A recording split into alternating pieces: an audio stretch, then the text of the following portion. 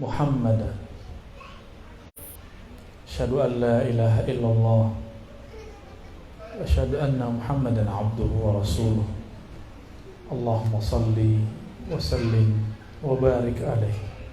Amma ba'du. Allahumma akhrijna min zulumatil wahmi wal jahli ila al ma'rifati wal ilmi wa min al bughdi ila al hubbi wa min at tafarruqi ila al islahi. Amin ya rabbal alamin.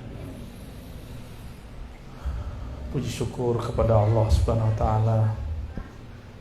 Salawat kepada baginda Nabi Muhammad sallallahu alaihi wasallam, karena beliaulah alam ini dicipta, karena beliaulah yang paling sempurna menyembah Allah taala.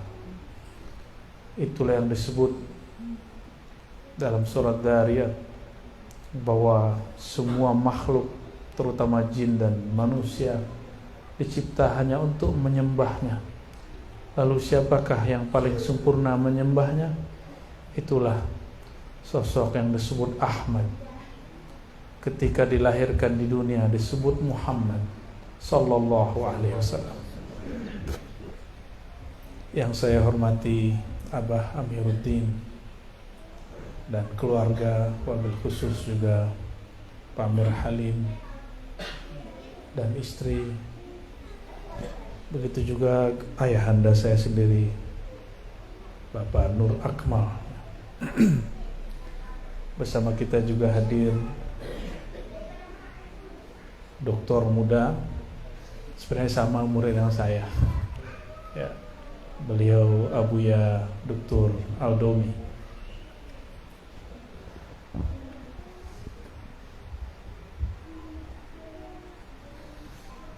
Dahulu Sayyidina Adam ketika tinggal di surga, diriwayatkan oleh Imam Hakim. Hadis ini sudah sering kita dengar dan disebutkan kisahnya di dalam semua kitab-kitab maulid. Namun tanda kita cinta kepada baginda Nabi Muhammad SAW, kisah ini kita ulang supaya rindu tumbuh, ma'rifat subur. Sayyidina Adam alaihissalam awal basyarin, manusia pertama. Sebelum beliau sudah ada makhluk di sini. Kata Abah Amiruddin, beliau kakek moyangnya berasal dari Kalimantan, dari Banjar. Orang Banjar mengabarkan kepada saya bahwa batu bara di Pulau Kalimantan itu berusia 12 juta tahun yang lalu. Sedangkan Nabi Adam belum sampai 7.000 tahun. Berarti sudah ada kehidupan sebelum Nabi Adam alaihissalam. Batu bara itu bahannya apa? Fosil.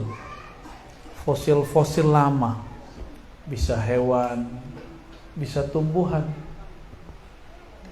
Makanya batu-batu mulia, batu-batu berharga yang bagus dipakai untuk cincin pun yang terbaik salah satunya di Pulau Kalimantan. Kalau di Pulau Sumatera ini batu baranya lebih mudah. Makanya ahli-ahli geologi, ahli bumi mengatakan bahwa Sumatera ini tanahnya lain dengan tanah Kalimantan. Dulu bersatu dengan wilayah lain lalu berpisah. Lalu sebelum Nabi Adam siapa yang hidup di muka bumi? Itulah yang disebut manusia pra sejarah. Namun sayang, siapa namanya yang menemukan fosil-fosil itu, makhluk manusia yang dia sebut manusia kera itu siapa namanya? Darwin. Ingat ya. Berarti semuanya belajar ya. Mas Darwin ya. Mas Darwin ini orang Rusia. Dia kemudian ngumpulin fosil-fosil daripada manusia-manusia yang disebut manusia kera. Kalau saya sebutnya bukan manusia kera, sebut saja manusia pra-Adam. Manusia pra-Adam awalnya berbentuk burung, tapi kata si Mas Darwin ini, burungnya berubah menjadi bentuk monyet. Bentuk kera, dari keranya, kera bongkok sampai kepada keranya agak sedikit miring sampai tegap. Tapi disambung-sambungin. Jadi datanya, materinya beneran, cuma dia cocok-cocokin, nyambung-nyambungin yang gak pas. Jadi benar, sebelum Nabi Adam sudah ada makhluk mirip dengan kita, tapi bukan manusia Adami. Jadi ada manusia sebelum Adam, mirip kera betul, tapi bukan kera juga. Nah, kita beruntung bukan bagian dari mereka ya. Sayyidina Adam sangat sempurna. Nah, inilah keturunan yang di depan saya ini. Benar, ini keturunan mana nih? Keturunan yang mirip kera itu yang mana nih? Enggak ya? Enggak, kita keturunan Sayyidina Adam. Cuma orang ada yang mencukupkan pengetahuannya sampai Nabi Adam, tidak mau membahas lebih panjang. Padahal tadi berapa umur batu bara? Sekitar 12 juta ribu tahun. Saya nggak tahu tuh berapa tuh ngitungnya. Itu baru satu informasi, baru salah satu jenis batu bara. Mungkin ada yang lebih tua. Berarti bumi ini sudah berkali-kali ada makhluk, ganti lagi makhluk, ganti lagi makhluk. Jadi dulu makhluk prasejarah itu diciptakan Allah, umurnya panjang ribuan tahun. Hidup sampai mati, Allah ciptakan lagi yang baru. Bukan dia berubah wujud. Mati, Allah ciptakan lagi yang baru. Begitu yang lebih tepat, ya. Tatkala dicipta Sayyidina Adam ini dicipta dari 4 unsur, tapi yang dominan, pembalut semua unsur itu, penyatu semua unsur itu adalah unsur tanah. Jika Allah menciptakan syaitan iblis dari api, tapi tidak menyebutkan satu kalimat di situ. Apa satu kalimat yang paling berharga ketika Allah menciptakan Nabi Adam? Ada kalimat khalaqtuka biyadai. Aku ciptakan engkau langsung dengan tanganku. Jangan bayangkan tangan begini. Karena Allah bukan fisik. Allah bukan benda. Maka kata tangan untuk sifat Allah hanya Allah yang tahu maknanya. Jadi gak usah dibayang-bayang. Saya pernah bertamu kepada seorang yang lumayan berkelas lah secara ekonomi dan politik, tapi sangat humble. Menyajikan sesuatu terus dia ngomong, ini langsung buatan saya, Buya. Ini langsung buatan saya. Dia punya asisten, tapi bukan asisten yang buat. Dia langsung mengatakan, ini buatan saya langsung. Itu maksudnya apa? Penghormatan. Ini yang tidak diberikan kepada Azazil alias iblis. Jadi tubuh Sayyidina Adam dicipta dengan apa? Langsung dengan campur tangan Allah Subhanahu wa ta'ala.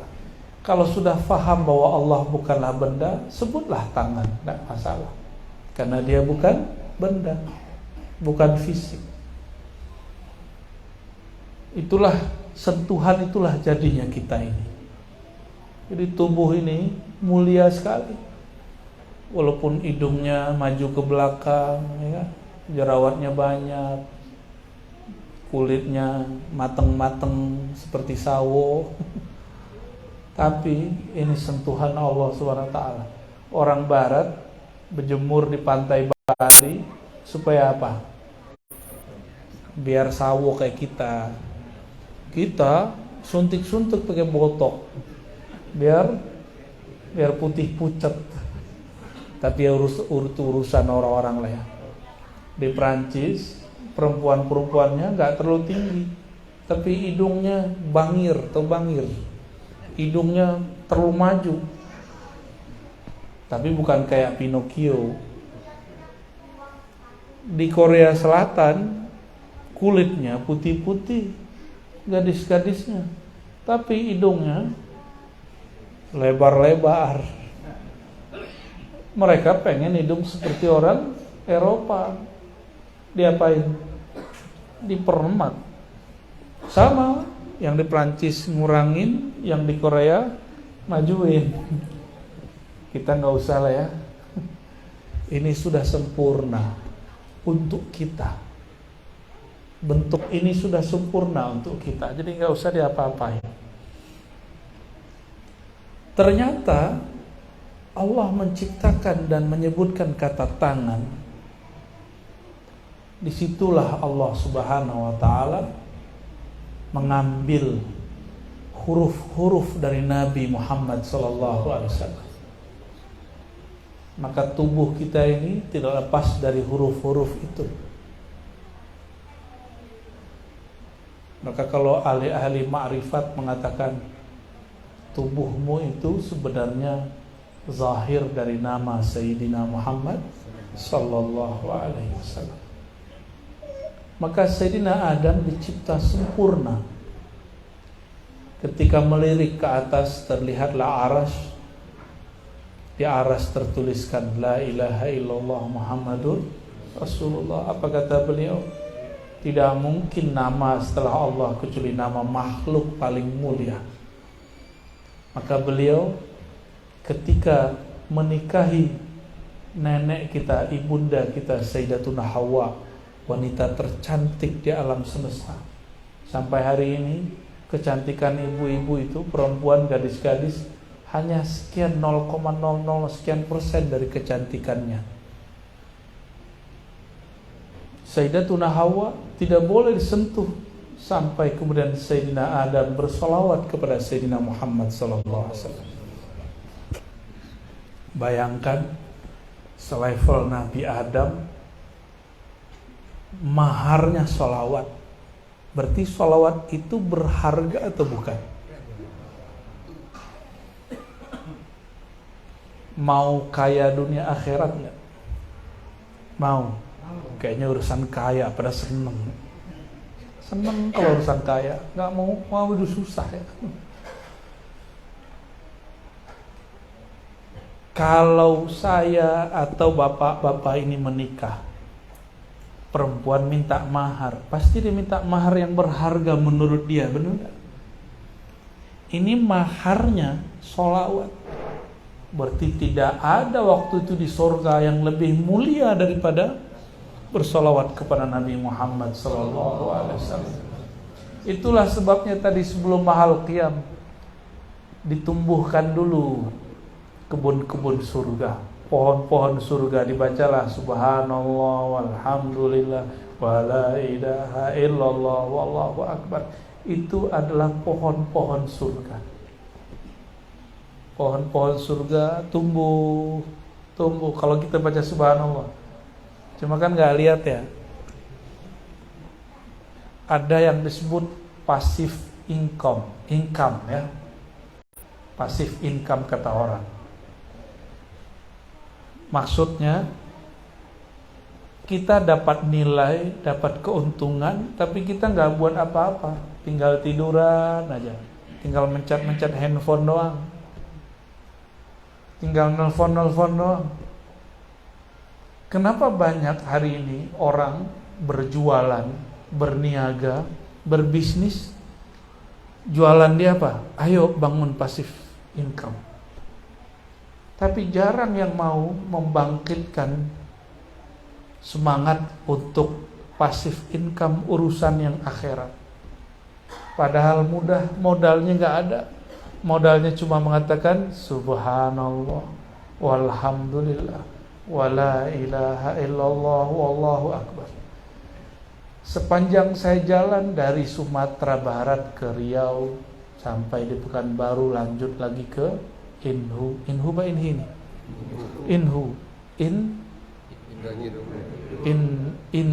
Indragiri Hulu. Oh, berarti ada hilirnya. Saya lihat banyak orang punya kiri kanan kebun sawit. Bayangan kita kalau kita lihat satu bukit itu kiri kanan kebun sawit semua. Pikiran kita apa? Itu orang paling kaya itu kayaknya. Itu kan? Maka benar, mobil-mobil yang jarang kelihatan di Sumatera Barat kelihatan di Riau. Mobil-mobil harga 2M, 3M, 4M ada lewat-lewat di sini.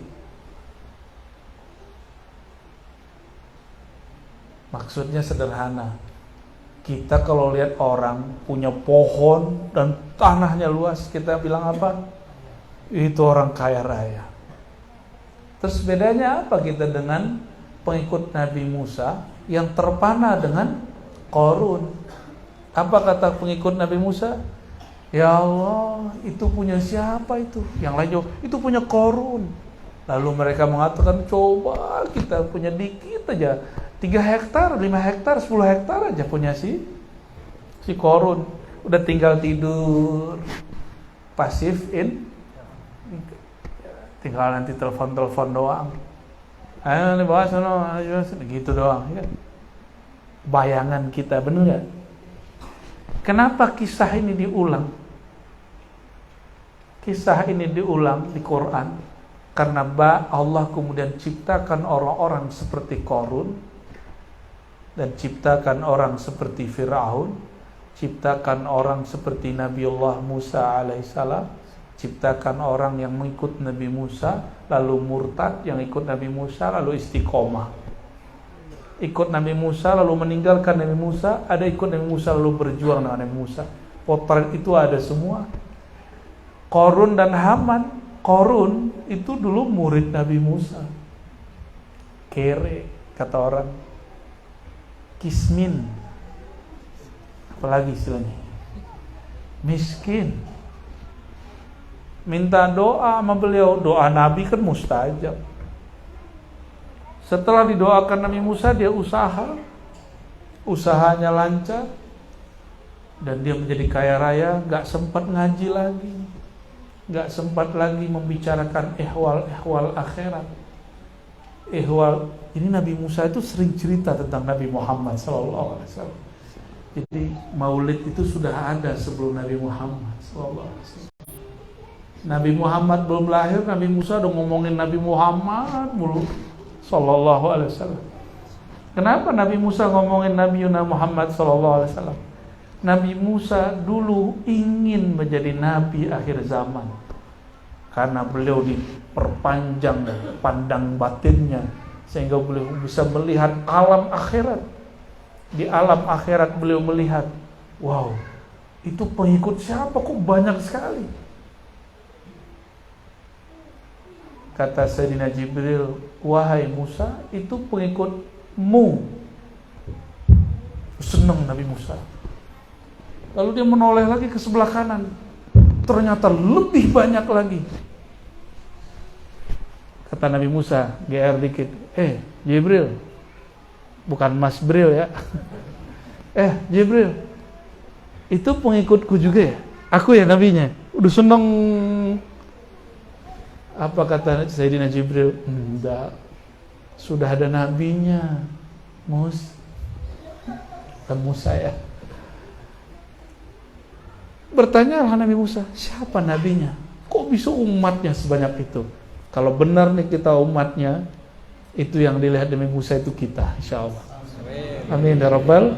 Kalau benar, jangan GR dulu. Kita mohon kepada Allah semoga istiqomah. Amin. Kata Sayyidina Jibril, Musa, itu nabinya Muhammad sallallahu alaihi wasallam. Itu umat Nabi Muhammad sallallahu alaihi wasallam. Nabi Musa geleng-geleng dia.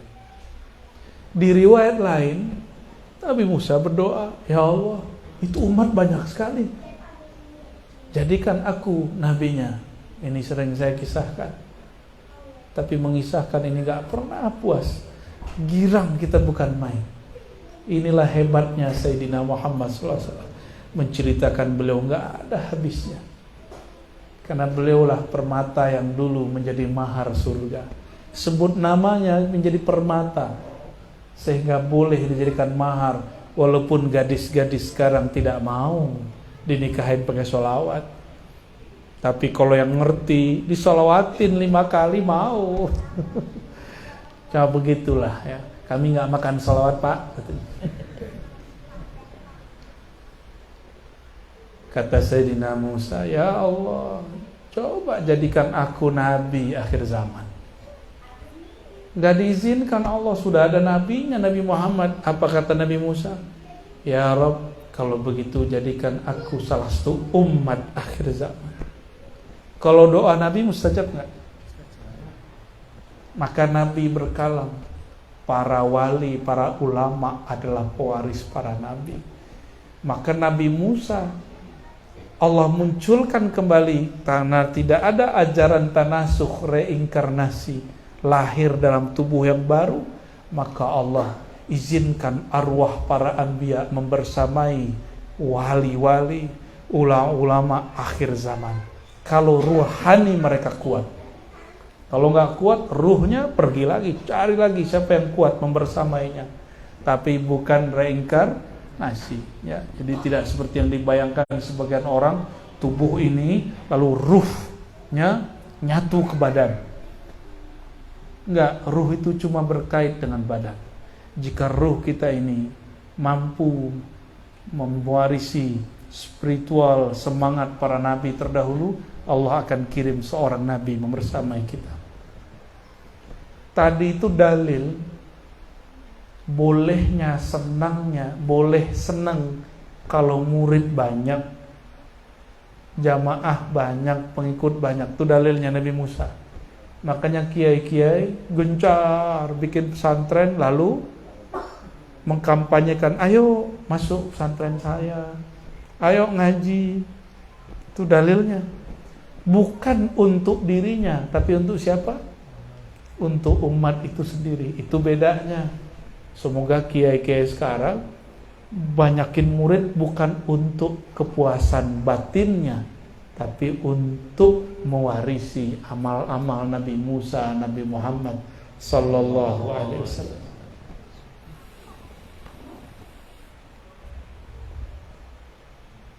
Apabila bersolawat kepada Nabi jadi mahar dan sah loh, ya,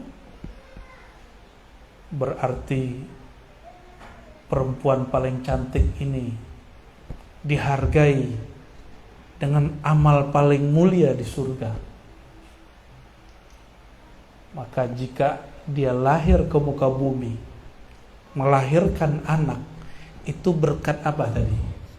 Berkat sholawat. Jadi yang ngalir di tubuh kita ini, itu berkah sholawat Nabi Musa, Nabi Adam alaihi assalam. Satu tetes di tubuh kita, satu rambut di badan ini, semuanya berkah sholawat Nabi Adam. Satu kali sholawat 10 nur terbit. Berarti ketika Sayyidina Adam bersolawat, berapa nur terbit saat itu. Itulah yang membuat dirinya sah menggauli Sayyidatuna Hawa alaihassalam. Itulah yang mengalir dan berkah sampai hari ini di tubuh kita. Maka kita katakan, salatullah wa salamu alaika ya Sayyidana Adam. Salam dan salawat juga atas engkau wahai kakek kami, ayahanda kami Adam. Karena salawat beliaulah kita ada hari ini. Alhamdulillah. Jika bersolawat saja berkahnya sampai sekarang, kira-kira yang disolawatin lebih berkah gak? Bener ya? Nyebut nama dia udah berkah. Gimana tubuhnya? Gimana wajahnya? Gimana sosoknya? Dahulu dia disebut Ahmad karena tubuh fisiknya belum diberi, tapi nama Muhammadnya sudah ada. Ahmad itu ruh. Sebelum ada Muhammad bin Abdullah namanya Nur. Namanya apa? Jadi Nur itu nama Nabi Muhammad SAW juga. Maka cobalah kita kemudian lihat dalam Al-Quran. Hampir semua lafaz yang menyebutkan Nur. Cuma beberapa, kecuali mengarah kepada Sayyidina Muhammad SAW. Dan beliau juga berdoa, ya Allah jadikan aku nur. Maka kita juga mengatakan Allahumma sholli ala Sayyidina Muhammad Nuril Anwar.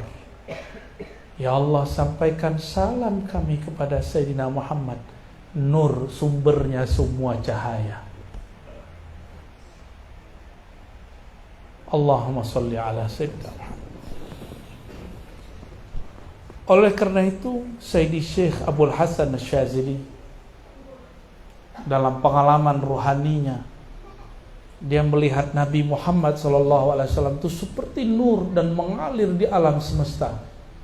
Maka dulu kata Datuk Kelampaian Syekh Muhammad Arsyad Al-Banjari, dan diulang kembali oleh Abah Guru Sekumpulnya, ada fotonya di sini. Jauh ke Sumatera, temu lagi foto beliau. Alhamdulillah. Saya masuk hutan Kalimantan, ketemu seseorang yang Masya Allah zuhud, ada foto beliau. Ajaib lah. Ditanya oleh sahabat kita, ini foto dari mana? Kata orang ini, yang punya foto nganterin. Loh, yang punya foto kan sudah wafat. Wallahu alam maksud dia, saya nggak ngerti ya. Wallahu alam bis-shawab. Apa kata beliau? Ini kata ulama juga dari dulu. Tidak ada satu biji zarah pun, satu debu pun, satu tetes air pun di alam semesta, melainkan di situ ada percikan nur Sayyidina Muhammad SAW. Tubuh ini nur yang dipegang oleh Allah Subhanahu wa taala. Nuriyatnya. Bagaimana dengan kolbu kita? Bagaimana dengan ruh? Wah, ini ada kaitan-kaitan semua. Maka apabila seseorang ingin mengenal Nabi Muhammad SAW, selain mengisahkan hidupnya, dia harus membawakan manakah nur itu pada dirinya.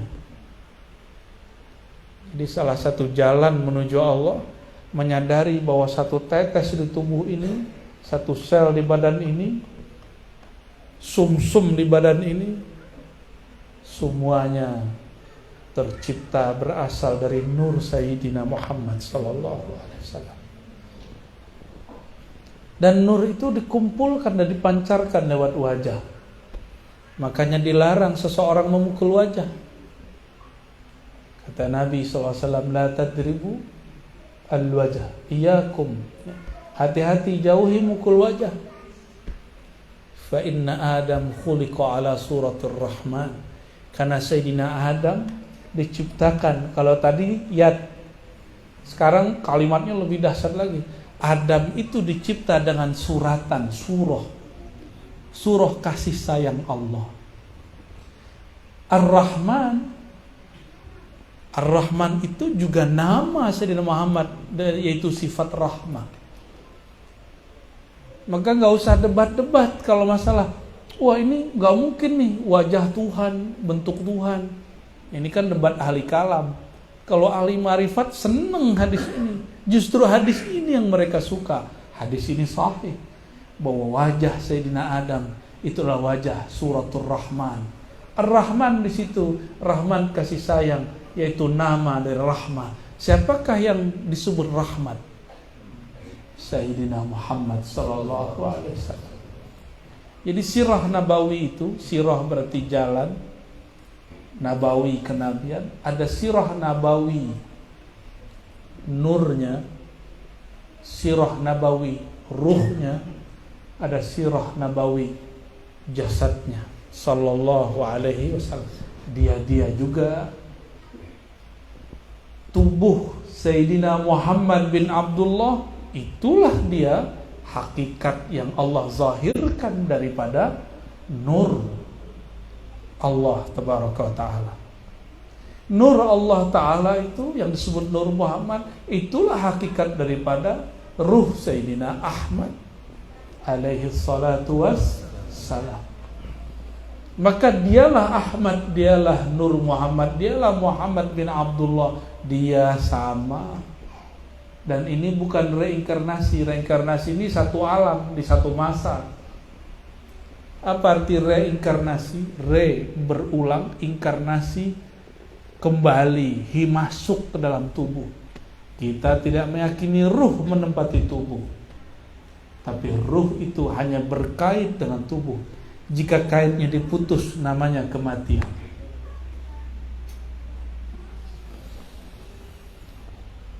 Berat nggak nih? Enggak kan? Asik kan? Padahal masih muda-muda tuh di belakang. Asik loh ngaji Nabi Muhammad SAW. Nggak mesti tua ngaji Nabi Muhammad SAW. Justru kalau udah tambah tua, tambah loading. Mumpung masih muda, mahir-mahirkan ilmu ini. Nanti mau jadi apa terserah. Pasti balik-balik jadi umat Nabi Muhammad SAW. Kita udah ketemu sama orang paling badung di Jawa sono. Balik. Pas nyebut Nabi Muhammad SAW nangis.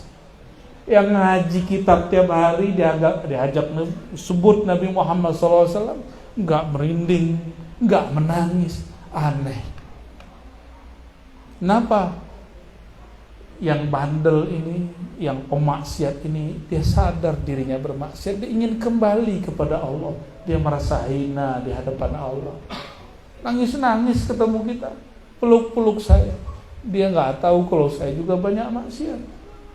Mungkin maksiat dia, maksiat saya hampir sama, bahkan mungkin lebih besar, karena kami tahu lalu kami melakukannya.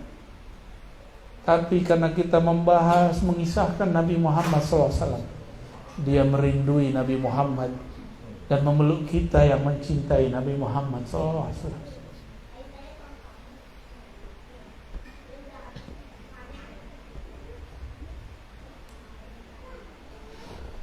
Jadi Nabi Muhammad bin Abdullah sama, dia juga yang disebut Nur Muhammad sallallahu alaihi wasallam. Maka mengisahkan bagian manapun juga sama, dia juga. Mengisahkan tentang jasad Nabi Muhammad pakai ilmu sirah, tarikh namanya sejarah. Mengisahkan nur Nabi Muhammad SAW pakai ilmu hakikat.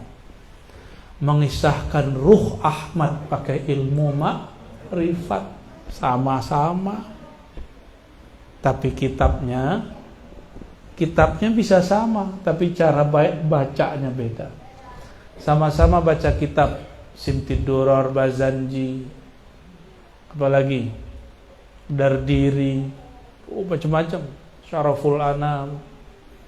Tapi ketika orang mengerti sirah Nur Muhammad, mengerti sirah ruh Ahmad, maka kisah-kisah jasad Nabi Muhammad bin Abdullah akan lebih menarik, akan lebih indah dan menyentuh. Saudara-saudariku, sahabat-sahabatku yang karena Allah, suatu kali Sayyidina Muhammad sallallahu alaihi wasallam berhijrahlah beliau dari Mekah melewati gunung-gunung, lembah-lembah. Ma marra bihajarin wala jabalin wala syajarin illa wa yusallimu alaih. Tidaklah Nabi ketika hijrah itu lewat satu gunung, batu, pohon, rumput, kecuali semua benda tadi, pohon tadi, batu-batu tadi menyapa Rasulullah, menyambut. Yang dibacanya itu, yang dibaca Adinda tadi itu, ya Nabi, salam alaika. Senangnya mereka menyambut Nabi SAW lewat. Itulah batu-batu yang paling mulia di alam semesta. Batu yang sempat menyapa baginda Nabi Muhammad SAW. Kalau batu yang yang kita pakai itu, ini saya lagi nggak pakai nih. Dulu Pak, lu buru-buru aja. Seneng, baru mulai seneng. Semenjak ke kampung Abah Amiruddin, saya senang pakai cincin. Dulu nggak seneng. Dulu batu tuh sama aja bentuknya. Sekarang mulai tahu ini batunya bagus, ini nggak bagus. Cuma nggak ngerti namanya juga. Tapi batu yang paling mulia batu yang mana? Batu yang dulu diinjak oleh Rasulullah, yang dipegang Sayyidina Rasulullah SAW, yang mengucapkan salam kepada Rasulullah SAW. Kalau batu bisa nyapa Rasulullah, berarti di batu itu ada ruh nggak? Ada ruh. Tapi ruhnya lain dengan ruh kita. Ruh dia belum sempurna. Ruhnya disebut ruh jamad, ruh yang tidak bergerak. Ruh jamad ini dia belum menemukan hakikat dirinya, tapi dia tahu bahwa dirinya bersumber dari Nabi Muhammad SAW. Maka dia sapalah Nabi Muhammad SAW. Batu keras atau lembut? Keras apa lunak? Beneran.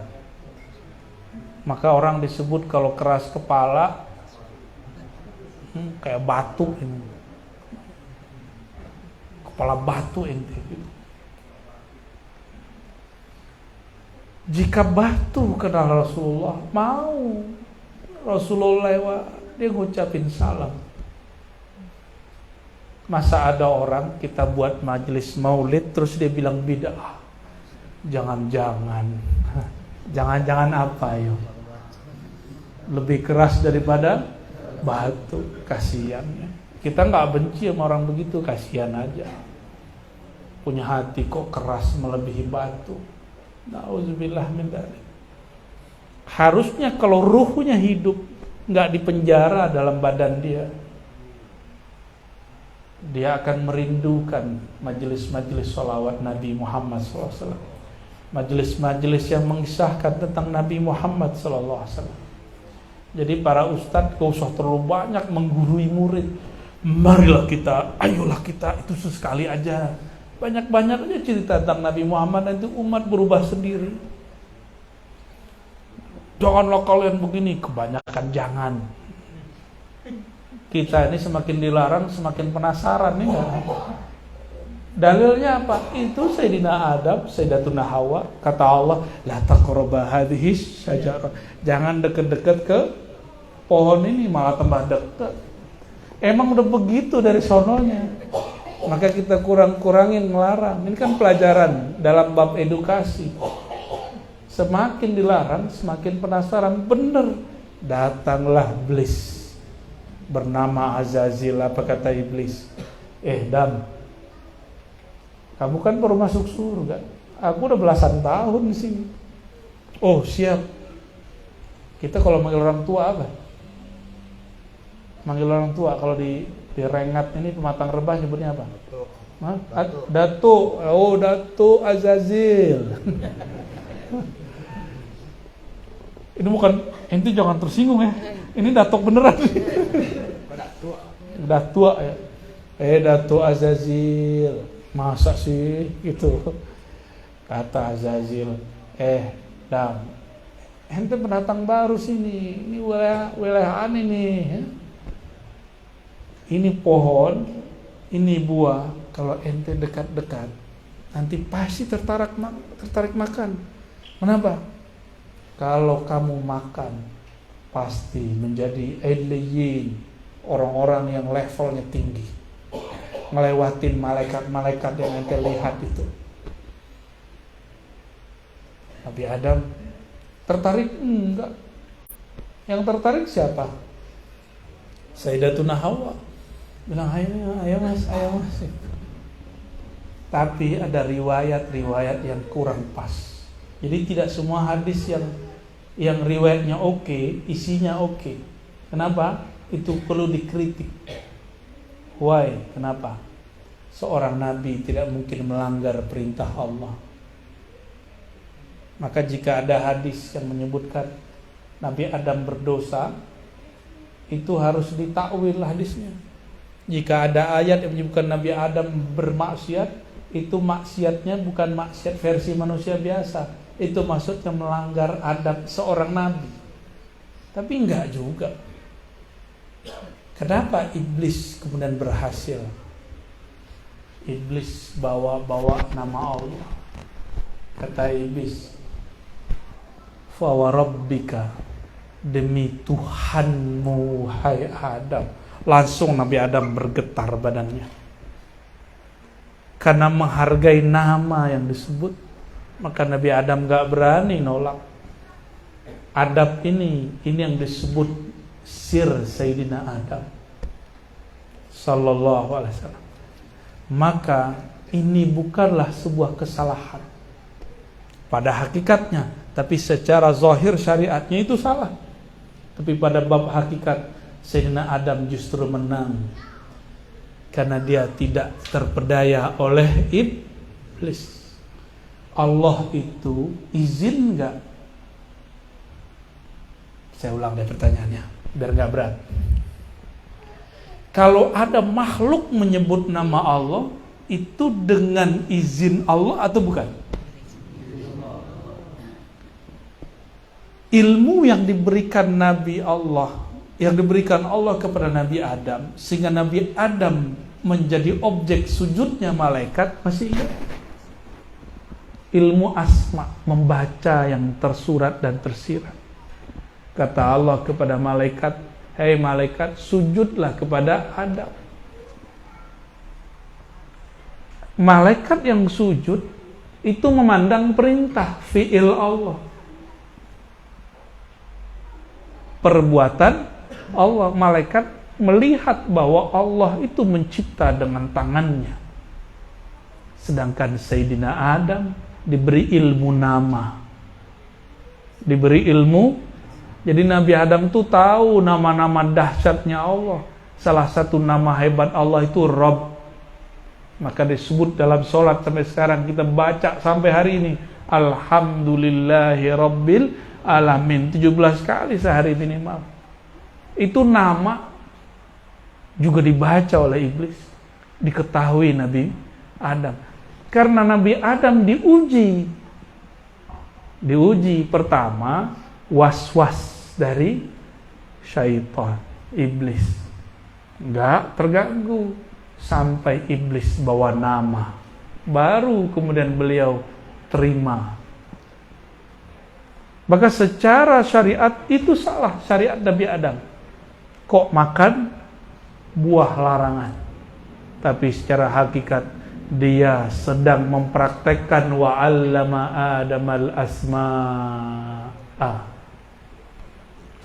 Dia mengajari Sayyidina Adam semua nama-nama yang tertinggi adalah nama Allah. Salah satu nama tertinggi adalah Rabb. Kalau ada orang baca nama Rabb, berarti yang punya nama izin. Maka Sayyidina Adam patuh kepada yang punya nama, bukan patuh kepada yang menggoda. Paham di situ? Jadi Nabi Adam bukan ngikut iblis, sorry. Nggak bakal Nabi Adam ikut iblis. Nabi Adam karena dulu malaikat sujud kepadanya, karena dalam dirinya terkumpul nama-nama, ilmu nama-nama Allah, maka dia pun menghormati mantan malaikat ini. Mantan malaikat itu. Jadi kalau baru level-level soleh-soleh malaikat, ya, itu masih bisa dipecat kewaliannya. Tapi kalau level Nabi Adam salah dipecat nggak dari Nabi? Enggak. Kenapa? Karena sudah arif. Arif itu mengenal, bukan hanya amil. Sedangkan malaikat Azazil dulunya cuma amil, beramal, sehingga dia merasa sok taat. Karena Nabi Adam diajarkan nama-nama, nama makhluk paling mulia pun dia diajarkan, yaitu Sayyidina Muhammad sallallahu alaihi wasallam. Belum lahir sudah dihormati, belum lahir sudah disolawati, belum lahir sudah dicerita-ceritakan. Belum lahir, bayangkan. Apalagi kalau sudah lahir di bumi. Maka anehlah hari ini orang-orang yang jarang sekali membicarakan Nabi Muhammad sallallahu alaihi wasallam. Mau bahagia, banyak-banyak cerita tentang Nabi Muhammad SAW. Itulah kalam ada di satu syair itu ya. Jika ada rumah menyebut nama Nabi Muhammad, maka dia tidak memerlukan ilas suruji, tidak memerlukan kepada pelita-pelita lampu-lampu yang menyala, karena dialah pelita yang sebenarnya. Maksudnya adalah, jika rumah berisikan nur Sayyidina Muhammad SAW, rumah itu gak perlu banyak-banyak hiburan. Hiburannya apapun yang diputar pasti hubungannya ke Nabi Muhammad. Buka TV yang dicari tentang Nabi Muhammad, sholawat Nabi Muhammad, lagu tentang Nabi Muhammad, kajian Nabi Muhammad.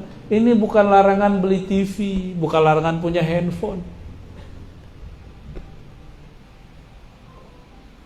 Pernah ke tempat yang gak ada sinyal gak? Tapi handphone masih dibawa, pernah?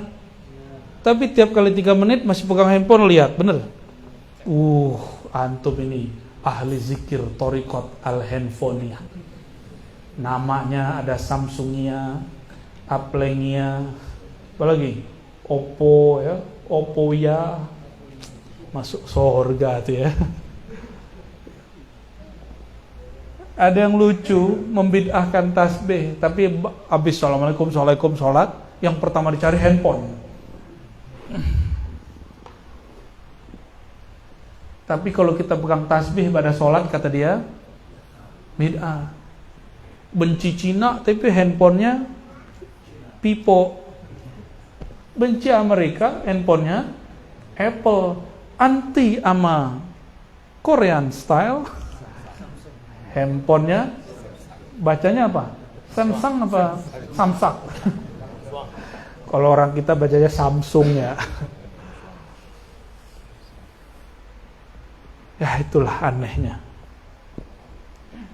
Ya, cobain Pak ke tempat yang gak ada sinyal, masih megang handphone, betul-betul megang handphone. Saya nggak tahu ntar kalau mati masuk kubur pegang saku nggak ada handphonenya, handphonenya ketinggalan di alam dunia. Loh, kok yang ada adalah tanah? Hati-hati. Maka saya baru-baru belajar ngurang-ngurangin handphone, ngurang-ngurangin WA, ya.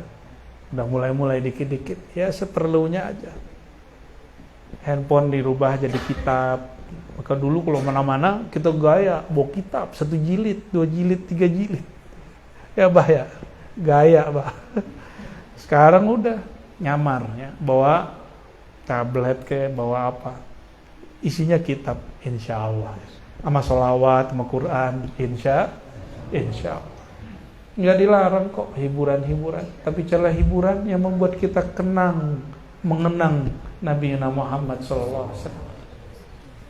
Sahabat-sahabat Nabi kalau berkumpul, apa yang mereka ceritakan? Cerita Nabi Muhammad SAW. Sayyidina Abdullah bin Umar, jika tidak ada lagi kawan bercerita, maka dia naik kudanya. Kadang-kadang onta ini lebih gampang. Jadi onta dan keledai itu kayak city car. Cuma onta ini lebih bisa jalan jauh, kayak Alphard. Oh nggak bisa ya.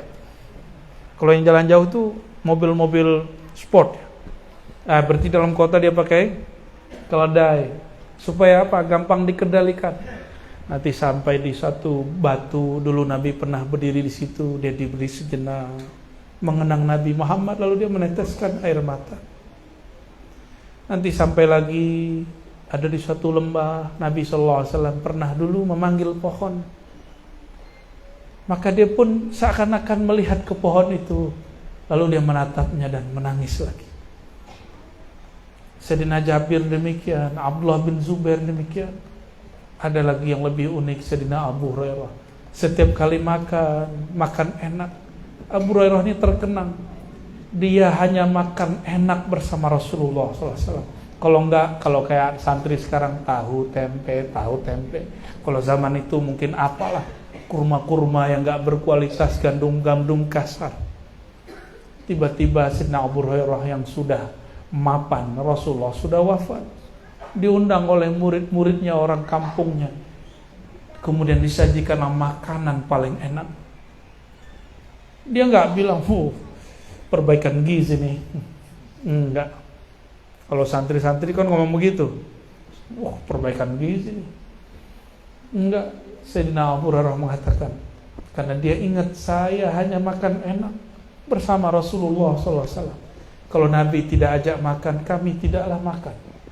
Maka orang Syiah benci sekali dengan Abu Hurairah, dianggap tukang makan. Terserah mereka lah itu.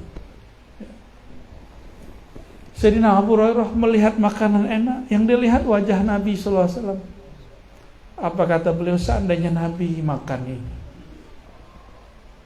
tapi wallahi ma akala habibi, kekasihku Muhammad SAW tidak pernah makan makanan seenak itu. Teringat selalu Rasulullah SAW. Maka sahabat Nabi gak perlu buat maulid, karena hari-hari dia bermaulid.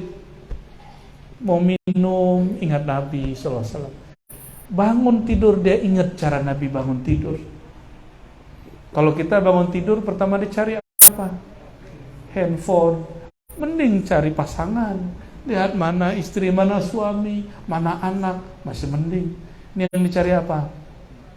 Handphone. Saya nggak tahu nanti mati kalian, ya, mohon maaf nih. Dikira orang mati kan dikira tidur. Nanti dia bangun di alam kubur, yang pertama dicari mana handphoneku. Auzubillah min dzalik. Udah sebelum tidur handphone di silent, atau minimal aktifkan cuma telepon, nonaktifkan internetnya. Mau? Lalu bacalah nama Allah dan nama Rasulullah SAW. Ya, baca syahadat. Karena syahadat itu pembuka alam. Seandainya itu adalah tidur terakhir kita di dunia dan akan berpindah ke alam lain, kita tidur dalam nama Allah dan Rasulullah SAW. Aman insya Allah. Biasanya baca doa apa? Bismika. Yang ngajarin nama itu siapa? Guru dari siapa? Gurunya dari siapa?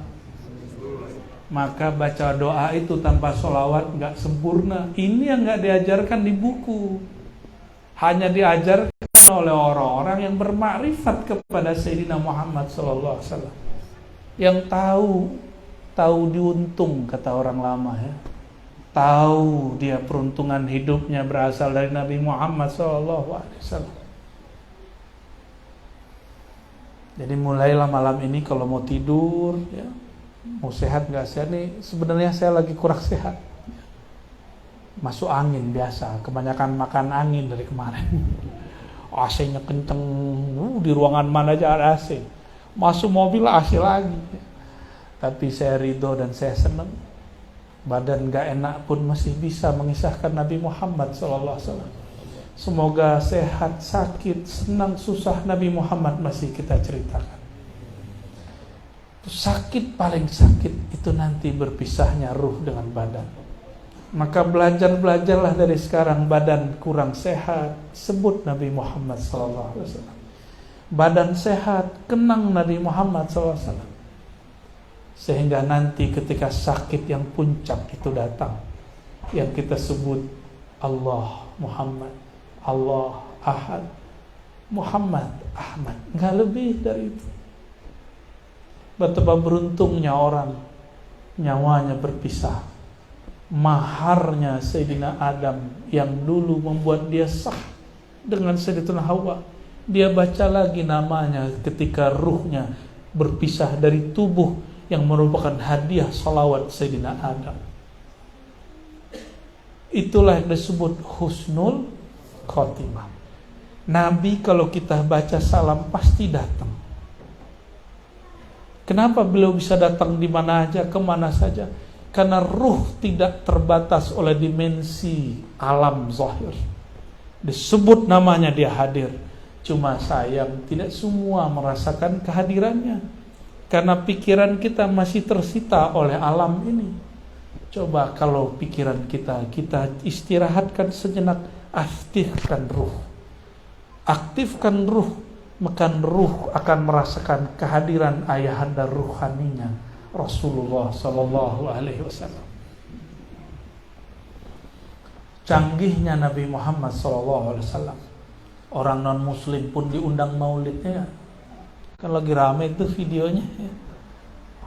Walaupun saya nggak percaya amat, tapi kita senang aja lah. Ya. Walaupun dia dulu pernah ngomong Quran fiktif, kitab suci fiktif, dan dia menyebut Quran itu dokumen sejarah, itu secara akidah berbahaya. Cuma saya diam-diam aja. Baru sekarang ngomong, mengatakan Quran sebagai dokumen sejarah sama dengan Mu'tazilah mengatakan Quran itu produk zaman, produk makhluk. Tapi ya sudahlah, yang penting dia mau hadir maulid kan. Tuh non muslim aja hadir maulid. Allahumma sholli ala sayyidina. Kok bisa? Karena non muslim ataupun muslim di tubuhnya ada bekas-bekas cahaya Sayyidina Muhammad sallallahu alaihi wasallam.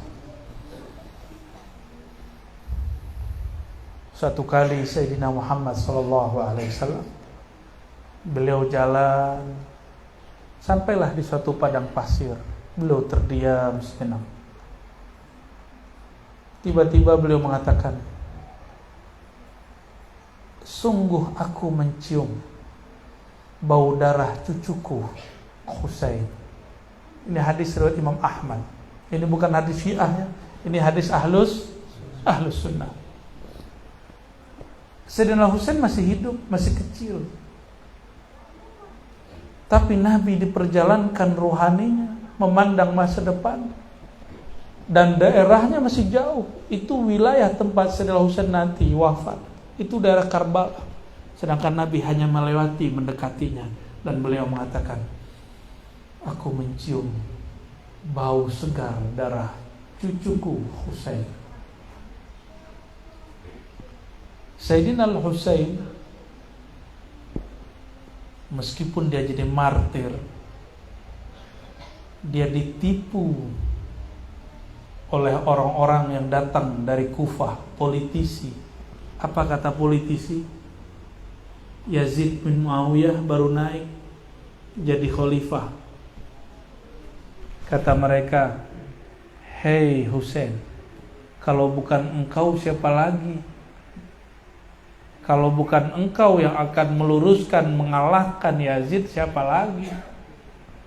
Sayyidina Husain juga gregetan. Kenapa? Dulu yang menghina ayahnya itu juga kelompok mereka. Minimal kalau bukan menghina, berperanglah. Karena keluarga mereka kemudian mengharuskan melaknat Sayyidina Ali di khutbah di masa Yazid itulah. Karena Yazid memfatwakan khutbah mesti laknat Ali.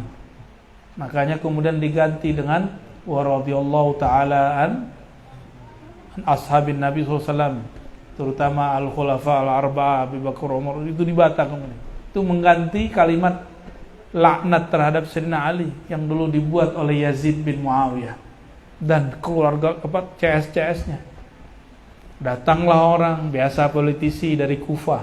Kufah ini kota berbahaya, kota politis. Apa kata mereka? Kalau bukan engkau siapa lagi wahai cucu Rasulullah. Beliau kemudian semangat juga. Hati-hati nih Pak Amir Halim nih. Karena politisi datang. Kalau nggak abang siapa lagi bang? Ayolah bang, nyalon bang. Mau nyalon? Pak Amir Halim? Ya, nanya dulu sama abah ya. Kalau nggak ridho nggak boleh. Kalau ridho maju. Gimana Bah? Apa nih? Angguk yang mana nih? Maaf ya Pak Mirhalim ya. Sayyidina Al-Husain sudah dicium darahnya oleh Rasulullah SAW. Ini salah satu mukjizat Nabi Muhammad SAW. Saya nggak mau cerita tentang wafatnya beliau, tapi sedang ingin bercerita bahwa Nabi SAW kemanapun beliau pergi, itu tempat dengan izin Allah akan membuat beliau mengenal bahwa dia menjadi tempat darahnya siapa. Jadi Nabi kemana aja, itu alam semesta menyapa beliau. Jadi Nabi itu sibuk atau bukan? Sibuk sekali. Nabi kemana aja kunang-kunang nyapa beliau, kira-kira begitu ilustrasinya. Makanya kita ini gak jadi Nabi. Coba antum jadi Nabi, lewat di kuburan, itu yang dikubur nyaman semua, Mas, Pak, bantu kami, doain kami, fatihain kami, Pak, doa semua. Makanya gak jadi Nabi kan? Jadi wali aja, antum akan begitu. Jadi wali yang level tinggi, bukan wali murid. Wali murid mah gampang ya. Apalagi wali kota, susah juga sih wali kota ya. Di sini bupati bukan wali kota ya. Gak mudah menjadi sosok Nabi Muhammad SAW.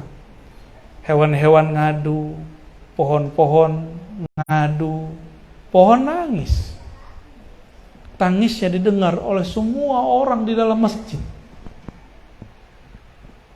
Yang ditangisi pohon, dia merindui sentuhan Rasulullah SAW. Betapa kerasnya kalbu kita ini, enggak tersentuh-sentuh Rasulullah SAW. Nabi Muhammad SAW masuk ke pemukiman orang-orang Arab Badui. Itu ada ibu-ibu bawa anak kecil. Kata si ibu, wahai Rasulullah, ini anakku kesurupan 3 kali sehari. Tolong wahai Rasulullah. Nabi cuma tepuk-tepuk doang dadanya, ngomong, gak pakai baca ayat-ayat, norak kata beliau. Tapi kalau kita kan gak sanggup, maka kita perlu ayat, kita perlu sholawat. Tapi Nabi mah enggak. Nabi cuma bilang ini, ukhruj ya adu Allah. Begini doang nih, pegang-pegang ini, ukhruj ya adu Allah, setan, jin musuh Allah, ini nih hamba Allah, keluar kamu, keluar langsung sembuh, nggak pernah lagi diganggu. Kalau sama kita, habis diruqyah kita pergi ngamuk lagi, ya. Allahumma sholli ala sayyidina. Beda sentuhan beliau, nggak perlu baca-baca, ngomong doang, ukhruj. Nabi Muhammad SAW masuklah kota Madinah awal hijrah.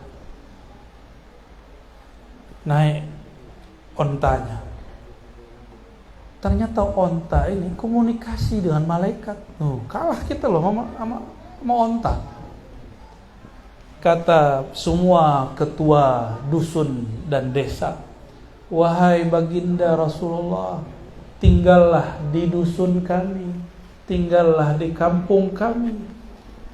Ini ada tanah bagus, tanah luas, hektar-hektaran gitu kata orang Madinah lebih kurang. Apa kata Nabi? Nabi gak berani nolak.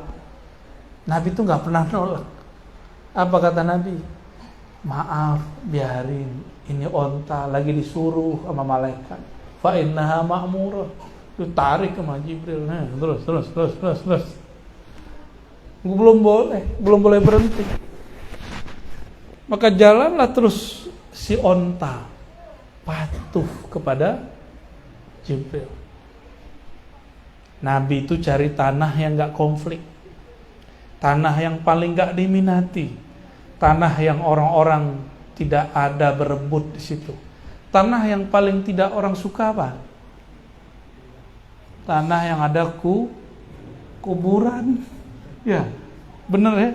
Kecuali sekarang di Jakarta kuburan aja dipakai, makanya tempatnya di horor. karena pikiran kita takut sama kuburan. Akhirnya si onta sampailah di ujung kampung kuburan. Tapi di situ ada satu keluarga yang tulus, keluarga daripada Abu Ayyub Al-Ansari. Dia punya rumah 2 tingkat. Tadinya dia tinggal di atas. Ketika Rasulullah SAW datang, Nabi belum punya rumah. Apa kata beliau? Wahai Rasulullah, ini Rasulullah masih di onta nih, belum turun. Mampirlah ke rumah kami, ada kamar di atas. Rasulullah lihat, Nabi pandang juga Abu Ayyub Ansari, terasalah tulus kolbunya. Terasa juga tanah di sekitar itu tidak ada yang minat, tidak ada konflik. Maka beliau melihat ontanya turun. Itulah onta paling beruntung di alam semesta. Onta yang ditunggangi baginda Nabi Muhammad SAW. Masih ingat kisah Nabi Muhammad SAW menaiki buruk, lalu buruknya kayak gelisah. Siapa lagi nih orang baru nih? Karena Nabi 124.000 semuanya naikin onta itu. Jadi biasa, buruk ini kan binatang surga. Dia belum kenalan dia. Ternyata buruk ini dia terhijab oleh fisik Muhammad bin Abdullah. Dia kalau tidak tahu itulah sang nur yang dulu nur itu menjadi sayapnya. Sallallahu alaihi wasallam. Sama malaikat Jibril digeprak deh. Rok. Gitu. Panggil, Rok. Kamu tahu nggak siapa yang menunggangimu sekarang? Malaikat Jibril jadi nggak enakan sama yang nunggangin, karena malaikat Jibril juga berkhidmat kepadanya. Apa kata malaikat Jibril? Hei buruk, yang di atasmu itu tahu nggak kamu siapa? Kata buruk, nggak tahu. Geleng-geleng dia. Ditegur oleh Sayyidina Jibril, hei buruk, tidak ada di alam semesta ini makhluk yang lebih mulia dari yang sekarang menunggangimu.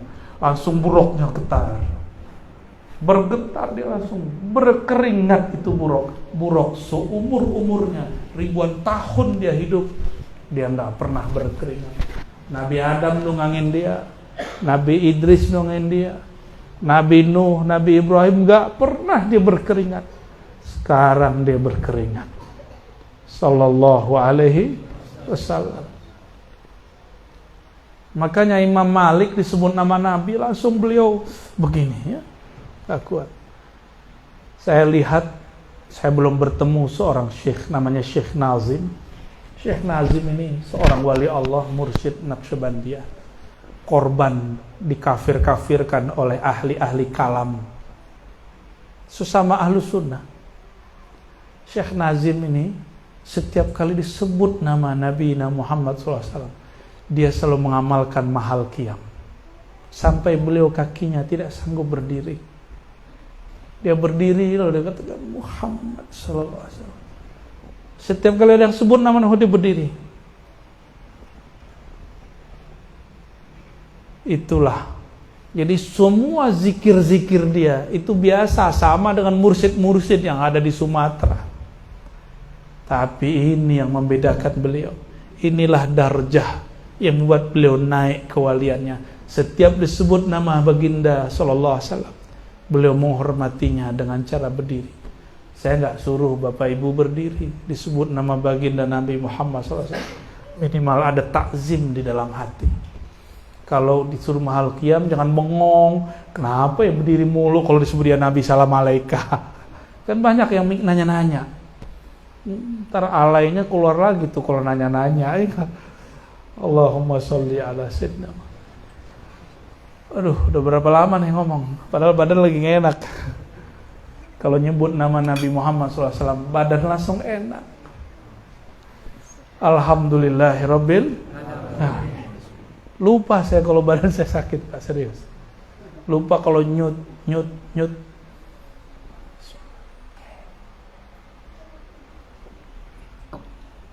Maka orang-orang yang nanti sakaratul maut, dicabut oleh Sayyidina Israel alaihissalam.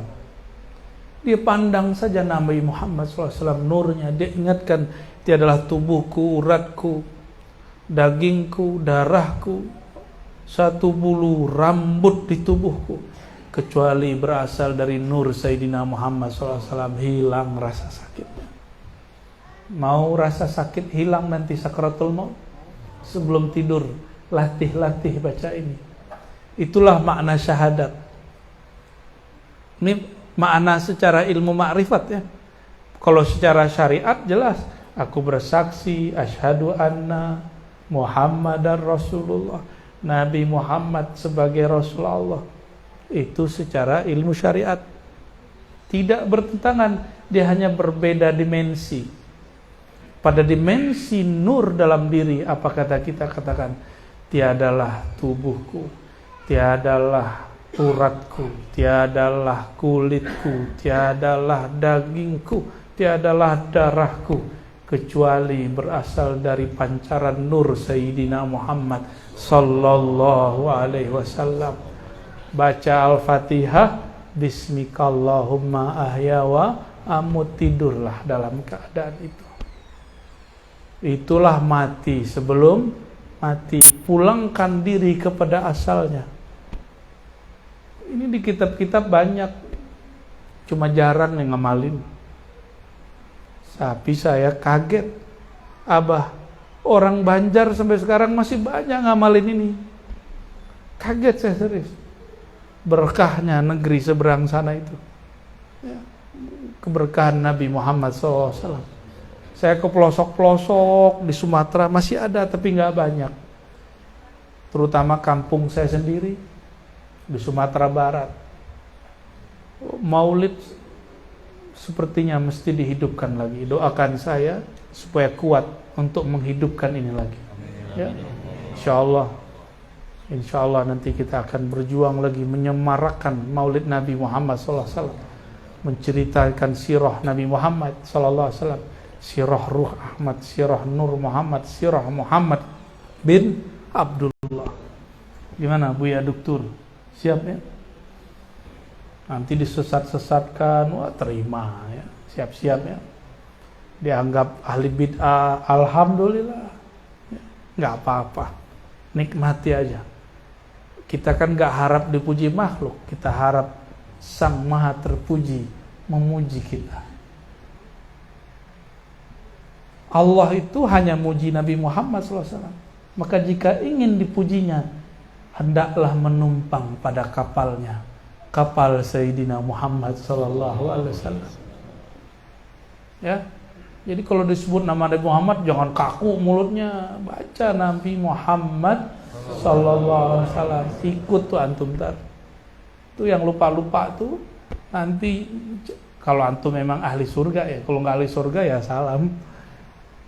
Nanti cari surga, namanya sudah ada di surga, udah cium bau surga, nyari nggak ketemu.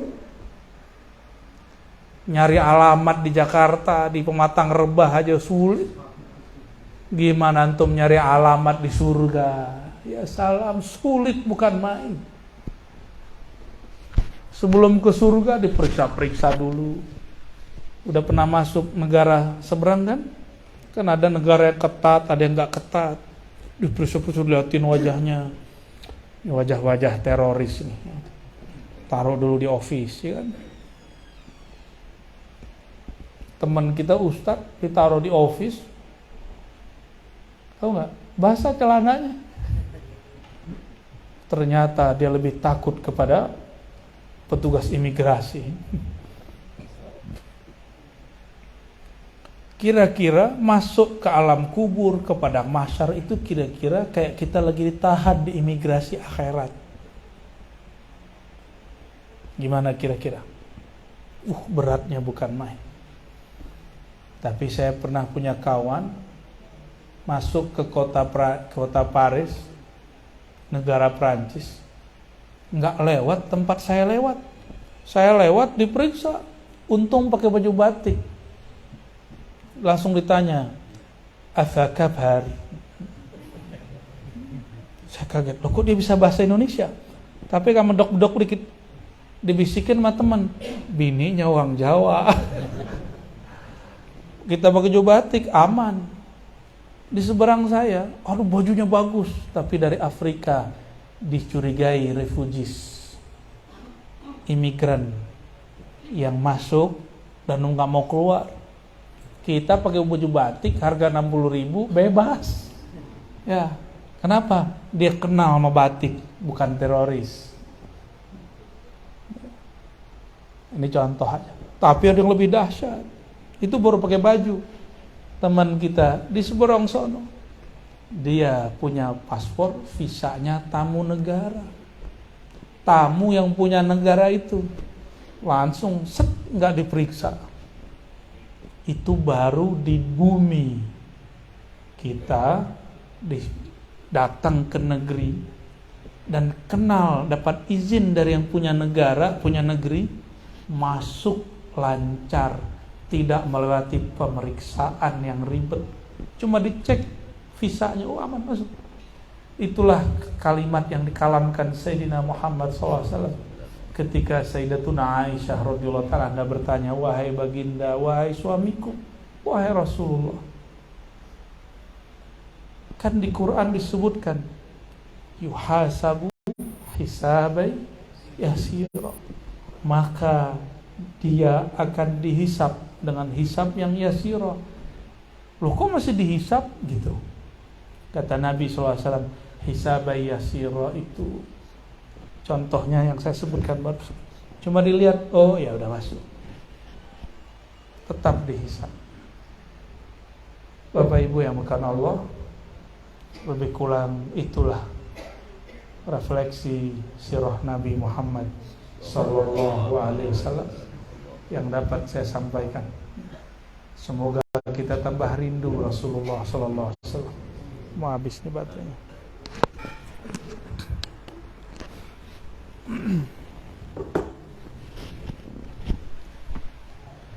Walaupun suara saya nggak seindah Ustadz penasyid kita, siapa namanya? Adinda Eka, waduh.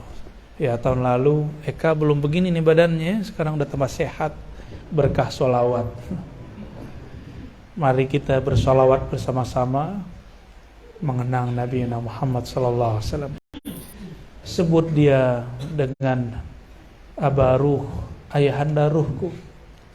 Sebut dia dengan sebutan yang paling membuat kita gampang tersentuh menyebut namanya, baginda Nabi Muhammad sallallahu alaihi wasallam.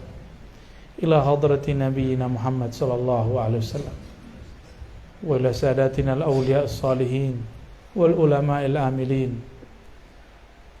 wa ila sayyidina Ali babil ilmi, sayyidina Abi Bakar wa Umar wa Utsman wa sadatina ahli turuq as-sufiyah. Al-Fatihah.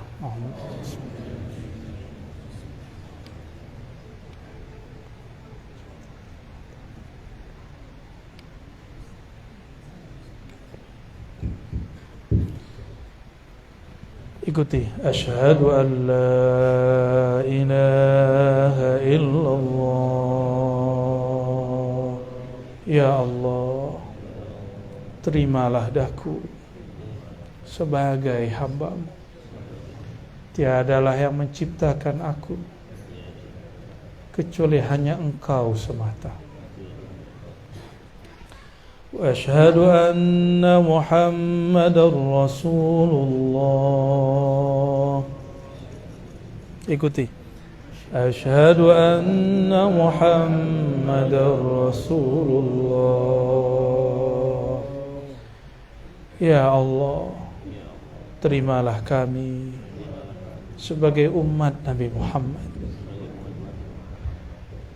Wahai baginda Rasulullah, Isfa' lana, berilah kami syafaat. Tiadalah tubuhku ini, tiadalah uratku ini, tiadalah darah yang mengalir di tubuhku ini, tiadalah kulit di tubuhku ini, dari ujung rambut sampai ujung kaki, kecuali dari Nur Muhammadi sallallahu alaihi wasallam. Ahaddatullah Ahmad Ruhullah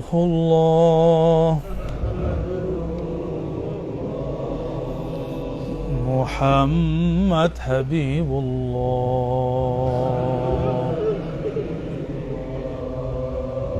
Muhammad Nurullah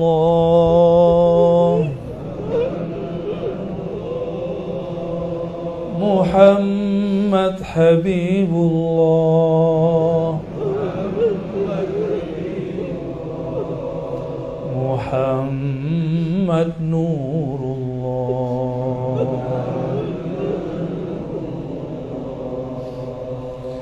Al-Mahdi Khalifatullah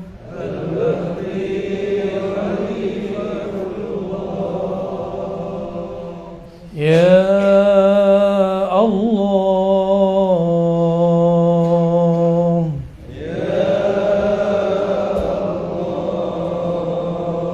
Salah satu nama Allah yaitu Hu, kita sebut Yahu Yahu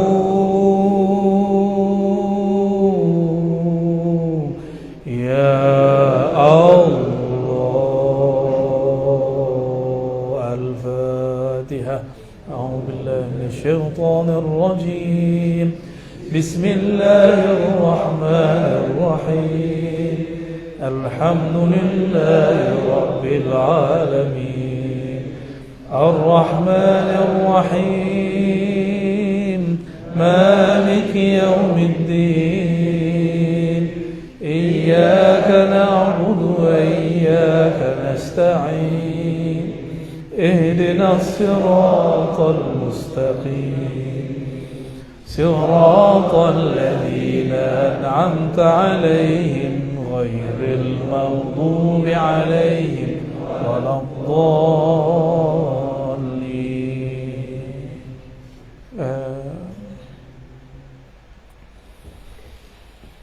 Inna Allaha wa malaikatahu yusalluna 'alan nabi.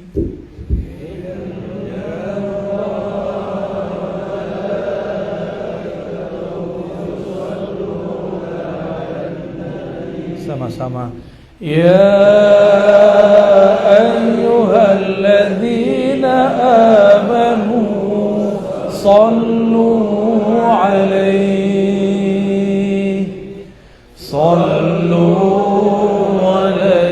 wa sallimu taslima. Labbaik Allahumma salli ala sayyidina Muhammad.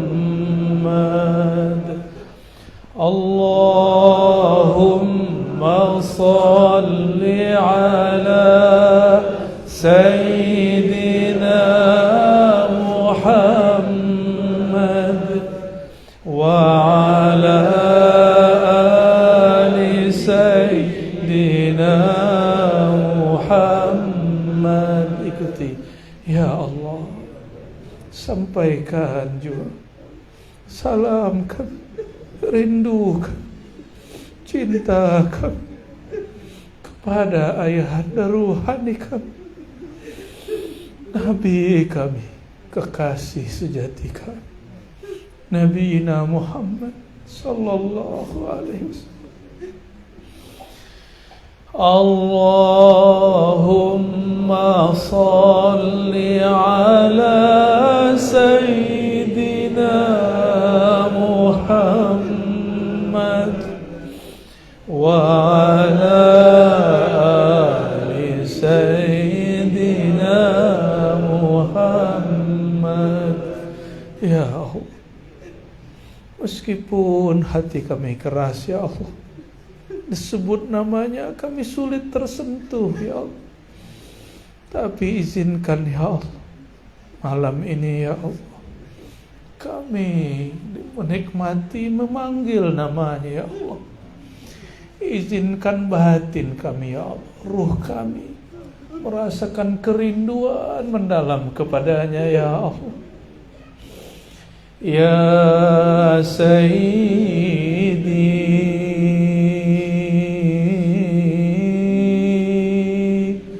ya Abaruhi,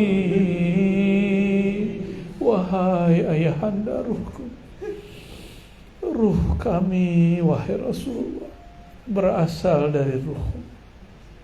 Tubuh kami semuanya wahai Rasulullah berasal dari nur pancaran.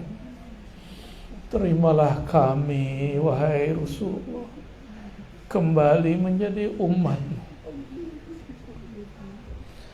Allahumma salli ala Sayyidina Muhammad wa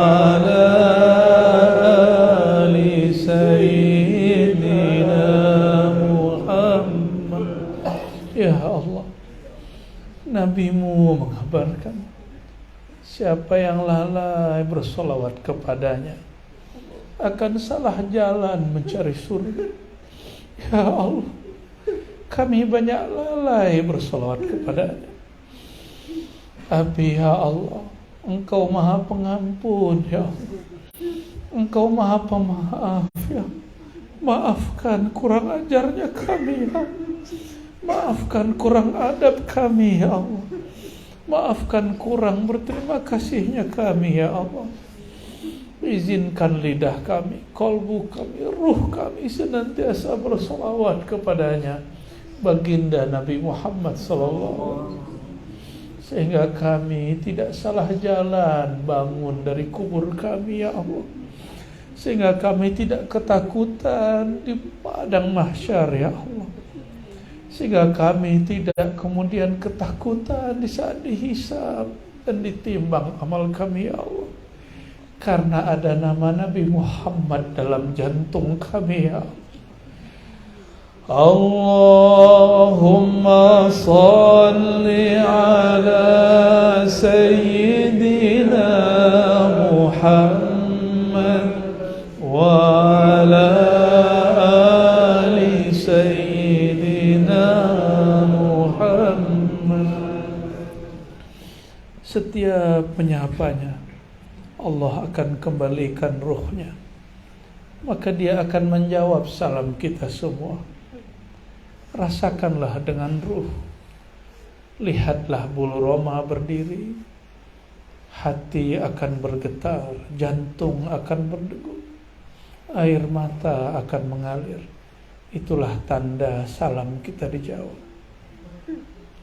Wahai baginda Rasulullah, tolong jawablah salam kami, jawablah kerinduan kami. As-salatu wassalamu alaika ya Sayyidi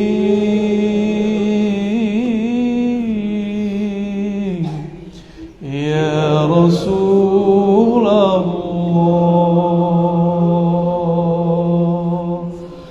As-salatu wassalamu alaika ya Aba Ruhi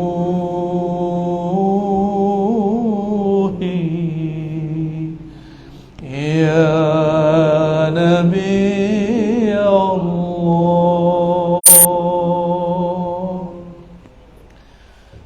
Wahai baginda Rasulullah, terimalah salawat dari ruh kami kepada ruh Engkau, salawat dari sir kami kepada sir Engkau, dari kolbu kami, fuad kami kepada kolbu dan fuad Engkau, dari tubuh kami yang hina dina kepada tubuh muliamu wahai Rasulullah. dari hati kami yang gelap kepada hati Engkau yang penuh cahaya, dari ruh kami yang terpenjara kepada ruh-Mu yang sangat merdeka. Izinkan tubuh ini, kolbu ini, ruh ini menikmati, mendapatkan limpahan cahaya dari-Mu, wahai Rasulullah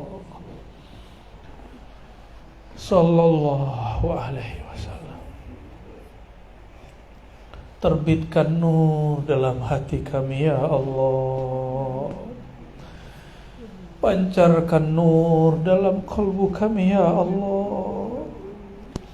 Pancarkan nur dalam basirah mata batin kami ya Allah.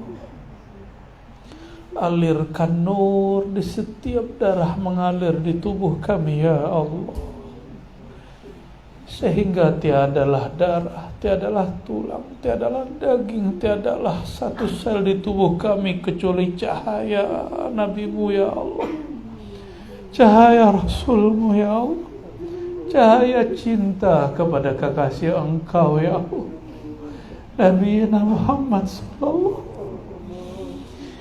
ya Sayyidi ya Rasulullah ya Aba Ruhi ya Nabi Allah ya Habib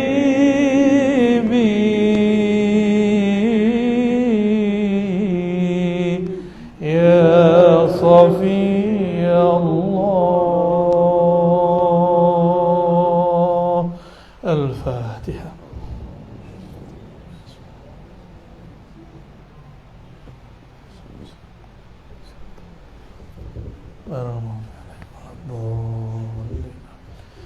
صلى الله على محمد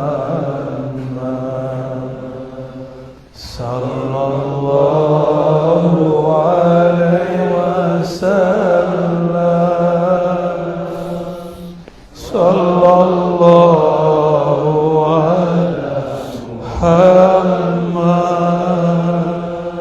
صلى الله عليه وسلم صلى الله على محمد صلى الله عليه وسلم صلى الله على محمد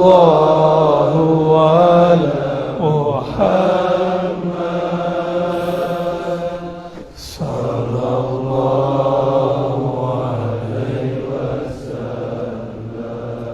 وسلم صلى الله على محمد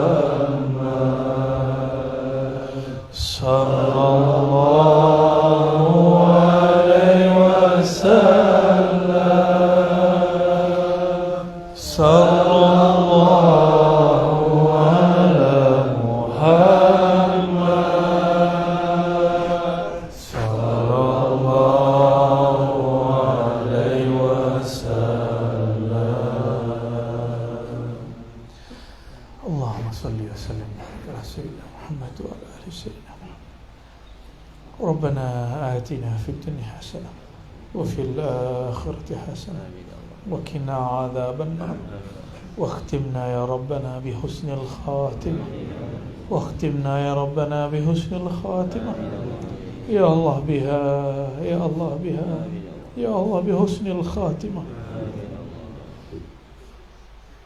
Alhamdulillah Rabbil Alamin. Ishfa'na ya Sayyidi. Semoga majelis kita diberkahi oleh Allah. Masing-masing kita disyafaati baginda Rasulullah.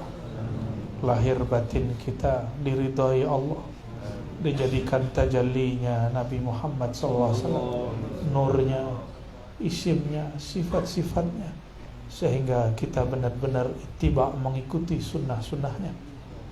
Allahumma tawaffana ala millati Rasulillah dan wafatkan kami ya Allah. Siapapun yang hadir dan mendengarkan kajian ini ya Allah, jauh ataupun dekat dia ya Allah, yang penting ada nur Engkau di kalbunya.